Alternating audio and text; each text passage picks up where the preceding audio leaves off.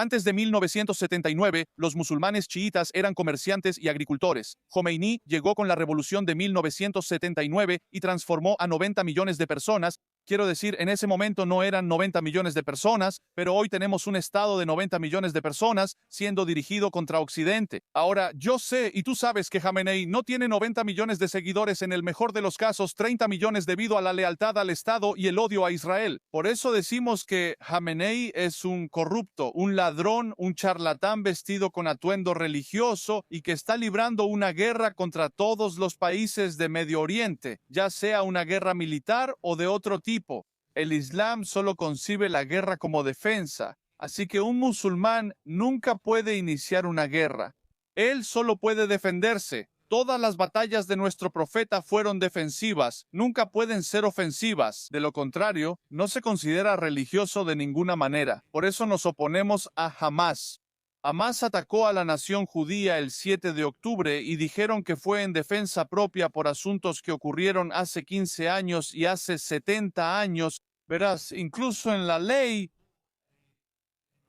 existe un plazo de prescripción. No puedes decir, bueno, me pegaste hace 100 años, ahora te voy a declarar la guerra. No funciona así. Tiene que ser lógico. Por lo tanto, verás fatwas contra ISIS y contra Hamás, excomulgándolos del Islam, considerándolos desviados, maldiciéndolos, prohibiendo unirse a ellos, donarles, rezar por ellos y así sucesivamente.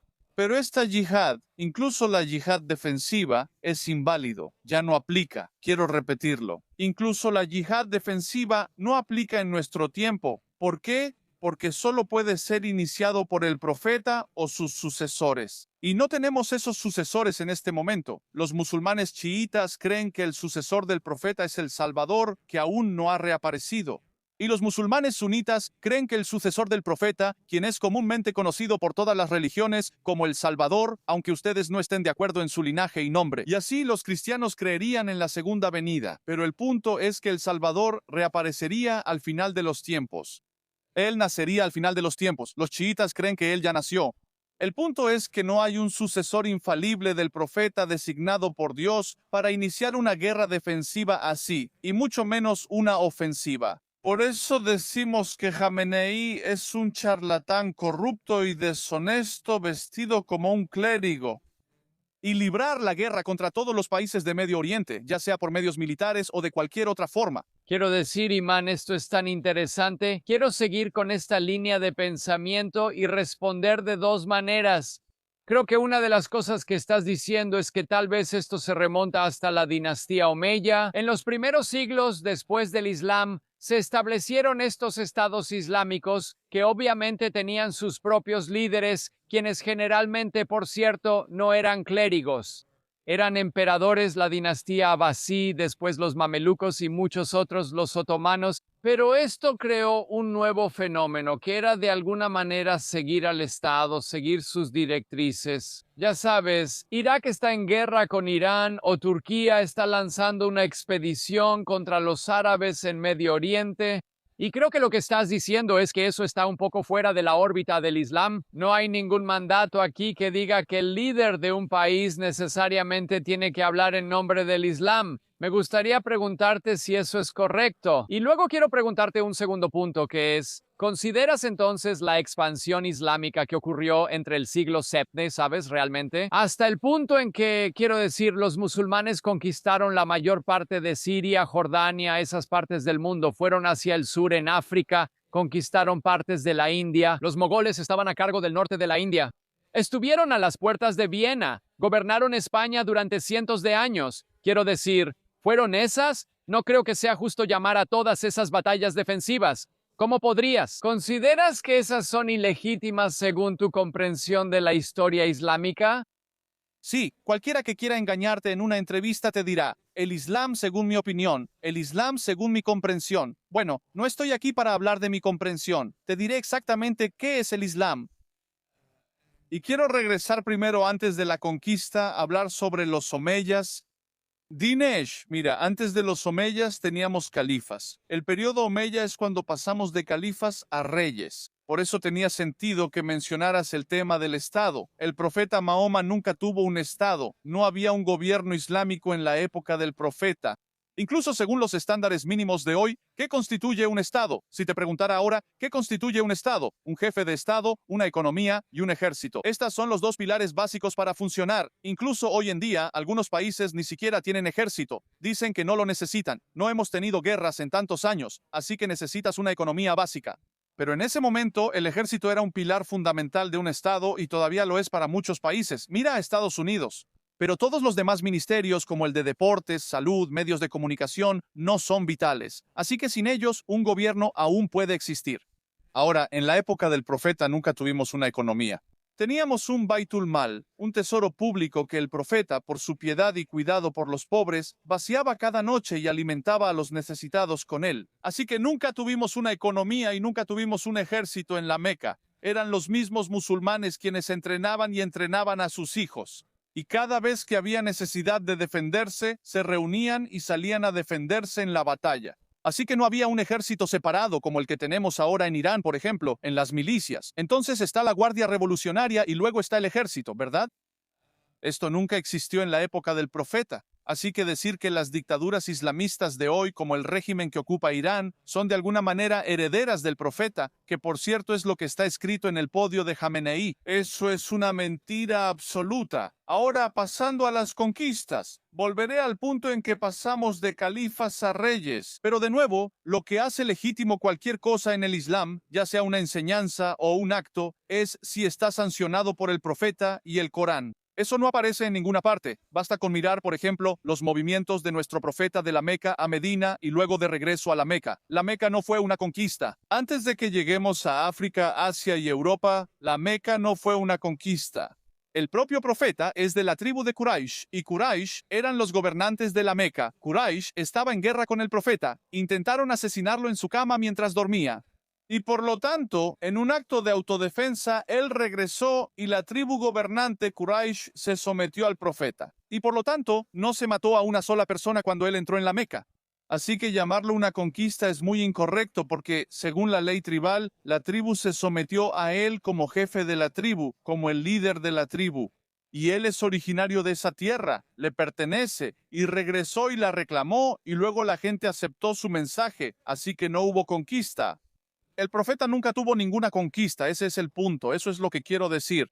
Incluso toda la idea de que el profeta enviara a Osama, un joven de 16 años, Osama bin Said, a luchar contra los romanos en Jerusalén mientras él estaba en su lecho de muerte. El profeta había prometido que iba a vengar a Said, a quien los romanos habían matado, así que envió a Usama, el hijo de Said, a liderar un ejército. Salieron de la ciudad y luego escucharon que el profeta había fallecido. Dieron media vuelta y regresaron. Así que nunca hubo una conquista sancionada por el profeta. Lo que sucedió después ahora es una división entre la doctrina teológica sunita y la doctrina chiita. Y los sunitas creen que el califa puede hacer lo que quiera porque es el califa y el sucesor del profeta. Los chiitas, por otro lado, y por eso esto es importante cuando se trata de Irán, los chiitas creen que solo el infalible puede emitir fallos como este, y no hay ningún infalible. Y de nuevo, tuvimos muchos sucesores del profeta, tuvimos 11. El 12º, por cierto, es el Salvador que está vivo. Pero de los 11 imames, todos considerados infalibles, ninguno de ellos ordenó ninguna conquista. Y el imam Ali, por ejemplo, quien es la figura unificadora entre sunitas y chiitas y primo del profeta, ya cuando le tocó a él recibir el gobierno del mundo musulmán, las conquistas ya habían ocurrido, así que él no emprendió ninguna expansión. Así que puedo decirte que las conquistas no fueron islámicas. Y si queremos regresar a tu punto donde hablaste sobre los líderes musulmanes actuales, si representan o no al Islam, 100%. Así que te daré un buen ejemplo. Y siempre hablo sobre los Emiratos Árabes Unidos. Es un ejemplo perfecto. Si me preguntaras, ¿dónde goza de buena salud el Islam hoy en día? Si tuviera la oportunidad de mostrarle a un occidental o a un estadounidense cómo es realmente el Islam, señalaría a los Emiratos Árabes Unidos. Tal vez en el futuro pueda señalar a Arabia Saudita, pero no ahora. Pero actualmente puedo señalar a Bahrein, puedo señalar a los Emiratos Árabes Unidos. Los gobernantes en los Emiratos Árabes Unidos, ellos son musulmanes. Ellos representan no solo a la región y su geopolítica, también representan al Islam. ¿Por qué es, Dinesh, que solo decimos que el líder de la autoridad palestina y Jamenei en Teherán representan al Islam? Son jefes de Estado, pero cada vez que hablan se interpreta como si eso fuera lo que dice el Islam. Pero cuando los gobernantes del Golfo hablan, nadie dice que es una opinión islámica. Así que sí, el jeque Zayed, el fundador, y el actual presidente, el jeque Mohammed bin Zayed, definitivamente representan al Islam. ¿Qué diría usted sobre países, imán, como Indonesia, que son de mayoría musulmana y democráticos? ¿Cuál es la relación entre, o existe una relación entre el Islam y la democracia? El Islam puede tener una relación con cualquier sistema político. No te preocupes por el Islam. Si los comunistas están en el poder, si los demócratas, si los republicanos, si es democracia, si es autocracia, teocracia, el Islam encaja. Eso es lo que quiero decir. El Islam no está limitado por ninguna restricción en absoluto. El Islam es un sistema que puede aplicarse a lo que exista en ese momento. Así que no tenemos un problema desde una perspectiva teológica musulmana. El problema es cuando hay malas acciones. Manzanas. Hay ovejas negras en la comunidad musulmana que utilizan varios factores que no tienen nada que ver con la religión. En primer lugar, estas malas personas, como los hermanos musulmanes, llegaron primero a Occidente. Tienen más dinero que el resto de la gente, no tienen barreras de idioma. Su perfil de edad es más favorable que la de los inmigrantes que llegan con padres de 70 años mientras luchan por alimentar a sus familias mientras tienen 2 trabajos, estudian y aprenden el idioma, ¿verdad? Estas personas conocen el sistema. De hecho, la hermandad musulmana emplea a occidentales en sus oficinas y organizaciones, personas que ni siquiera saben lo que está pasando, cuál es la agenda de fondo, ¿verdad? Ellos vienen y les dan consejos a estos islamistas, así que politizan la religión y luego van al Parlamento o al Congreso y quieren venderte votos, así que primero dominan la escena. A los que se niegan los intimidan y atacan, y luego vienen y quieren venderte votos. Que tenemos 250 millones de musulmanes, tenemos 2 millones de musulmanes, tenemos 100 millones de musulmanes que nos apoyan, que nos respaldan. No dicen que somos 10 comunidades, dicen que somos el Islam. Hablan por 2.000 millones de personas. Y un pobre político al que le quedan 8 meses o que espera otro mandato, piensa en periodos de 4 años. La hermandad musulmana piensa en periodos de 100 años, ¿verdad? Y con unos cuantos regalos, buenas fotos, eventos y donaciones a la campaña. Y antes de que te des cuenta, la hermandad musulmana está sentada en el Congreso. Y esto es una realidad palpable, no es algo que estemos imaginando. Ahora quiero arrojar luz sobre la hermandad musulmana porque son la amenaza número 1. Ellos nos dieron a Osama Bin Laden, ellos nos dieron al ISIS, ellos nos dieron a Hamas. Cada cosa mala en nuestras vidas que nos causa dolor de cabeza vino de la hermandad musulmana. Entonces, ¿estás diciendo que esta organización, que realmente, hasta donde yo sé, es la más antigua de las organizaciones del islamismo extremista, se remonta a los años 90? Si no me equivoco, el maestro de escuela en Egipto que fundó la organización Hassan al-Banna, si estoy en lo correcto. Y entonces lo que estás diciendo es que esta organización dio origen a muchos de los otros grupos que vemos ahora y tiene la penetración más profunda en Occidente. Digo esto porque el tipo de Islam, o mejor dicho, lo que estás diciendo es que estoy hablando del Islam en sí, y me parece que no es una amenaza para el mundo. No es una amenaza por sí mismo para Occidente, pero el tipo de Islam que a menudo se promueve es un Islam extremista que de hecho sí representa una amenaza. Y tú estás confirmando que ese tipo de Islam es el que tiene más poder, más influencia, tal vez es el Islam dominante. Islamismo. ¿Islamismo? ¿Verdad? Correcto. El islamismo es muy diferente al Islam. El Islam tiene un libro llamado el Corán y podemos tener nuestras opiniones sobre el Corán. Dinesh, estoy 100% seguro de que no estás de acuerdo con lo que dice el Corán. Y está bien, pero los islamistas no tienen el Corán. ¿Sabes qué tienen ellos? Ellos tienen manifiestos políticos, estatutos, interpretaciones y seleccionan versículos a conveniencia, aplicando versículos que no están destinados a aplicarse en 2025. Así que es muy importante que hablemos con mucha claridad, Dinesh. Yo soy musulmán. ¿Cómo es que tú y yo podemos coexistir? ¿Por qué? Porque primero, yo sé que eres cristiano y tú sabes que soy musulmán. Yo no estoy aquí para cambiarte y tú no estás aquí para cambiarme. Yo te respeto tal como eres y tú me respetas tal como soy. Yo creo en un Dios. Tú crees en un Dios. Tú crees en Jesús como el Hijo de Dios. Yo creo en Jesús como un mensajero de Dios. Tú también crees que Jesús vino con un mensaje, ¿verdad? Así que, ya sea que yo crea que es un profeta o tú creas que es un hijo, creemos que su mensaje vino de Dios. Tú lo llamas el Padre, yo lo llamo Dios. Y te digo, cuando se trata de la oración, Oramos de manera muy similar en nuestras intenciones, en los efectos que esperamos que la oración tenga en nosotros. Muchas mezquitas hoy en día eran antiguas iglesias que de otro modo habrían sido demolidas y abandonadas. Los musulmanes las revivieron, las renovaron y oran en ellas. Y no creo que un cristiano se opondría a que los musulmanes oren en una casa de Dios. Ahora, ustedes venden iglesias, los cristianos venden iglesias, los musulmanes nunca venden mezquitas. Esa es la diferencia. Así que no es como si estuviéramos allá afuera ofreciendo. Y de nuevo, yo no dirijo las oraciones, no soy un imán que dirige la oración comunitaria.